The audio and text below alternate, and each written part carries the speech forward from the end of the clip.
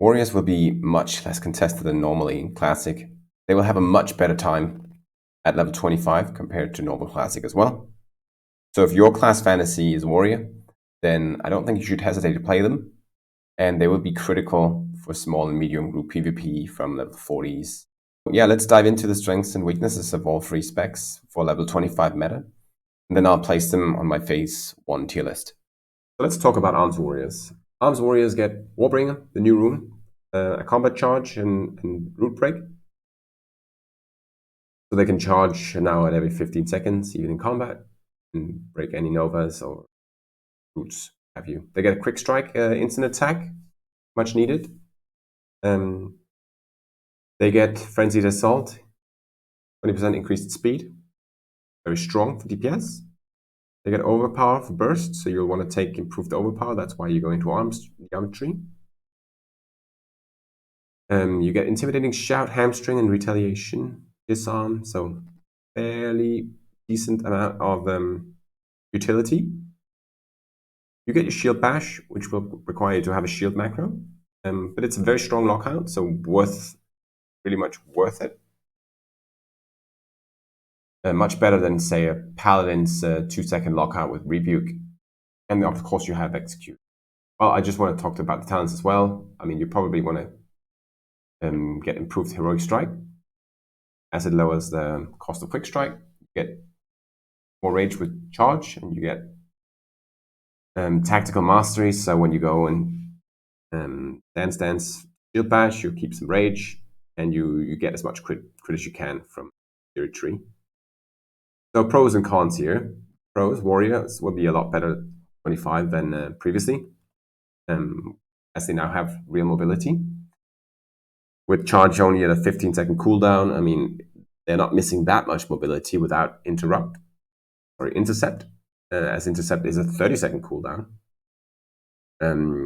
Quick strike will be huge for them, as they now have an instant attack to pull off when they charge you and they get their normal attack off, and then they can quick strike. Much better to dump Rage into quick strike than just sitting there waiting for heroic strikes to go through. Together with Overpower, they can do some decent burst. A little situational though. And yeah, their DPS will be much higher due to Frenzied Assault than what people expect at this level. So yeah, with a decent toolkit, they do have something to offer. And become a lot more burstier at level 40, obviously, with Mortal Strike coming in. So yeah, they're probably going to be a little bit underplayed. So compared to what's usual for Warriors in Classic, so this is probably a chance to play Warrior and not be, playing the class almost everybody else is playing. So if you really identify with Warrior, you should probably go for it. It won't be bad, especially if you have a little bit of patience and can wait for level 40 as well. But their new runes do help a lot at 25. And they're not going to be bad if they can get heals in group scenarios. Because the way Rage works, and yeah, if they can get good amount of Rage, Quick Strike, then they'll be okay. Yeah, but not much be said for their 1v1 capabilities, except for being able to charge a hunter now in combat, so that's useful, and the hunter won't be able to feign or trap them in that case, most likely. But yeah, Warriors are not key to the meta without Mortal Strike, so keep that in mind. They don't have Berserker Rage until 32, so they can be feared. So you might want to consider it under for once. Yeah, no big defenses, nor do they wear any plates, so that's not very tanky. They're easy to blow up. And missing some key talents with Impale, Deep Wounds, and crit talents for burst. And they're low on AoE without Sweeping Strikes and Whirlwind, which leaves me to say, I mean, they are poor in general. They are going to be somewhere along D tier, might be slightly better in group combat if they can get heals. But actually, for group combat, small, medium group combat, I would reckon Protection Warrior might be better. You get Devastate, which makes a weapon damage when you sunder. You get Revenge, basically spam a 3-second stun proc. If people dodge, parry, or block, you get a defense in Last Stand. You could get Iron Will, which pairs well with an Orc Racial for massive stun resistance. You'd keep Warbringer, of course, for your mobility, and then you'd take probably the new rune Consumed by Rage. So if you're really getting a lot of rage, you can do some burst when you get above 80 rage. And then, yeah, you're basically taking these talents to get improved Revenge and Last Stand and 1 in Sunder armor to reduce the rage cost of it. What you can do, and a little bit of additional block chance. Yeah, so spammable Sunder will be, I think, surprisingly good damage, especially after a couple of application of Sunder when you've removed most of the armor of medium, low-level armor targets. They have a little bit more defense, wearing a shield, and with Last Stand, it's going to be easier for them to not shield bash then, having a shield already.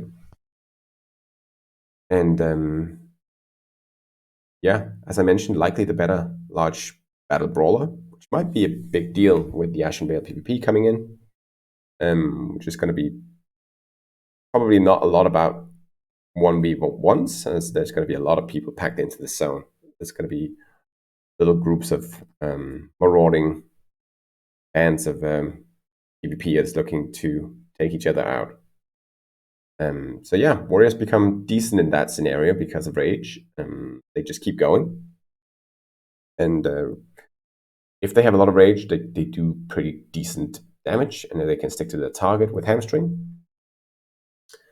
And they also get better at protecting warriors later with Concussion Blow, adding a stun to them. That would be very useful later, so there's a prospect.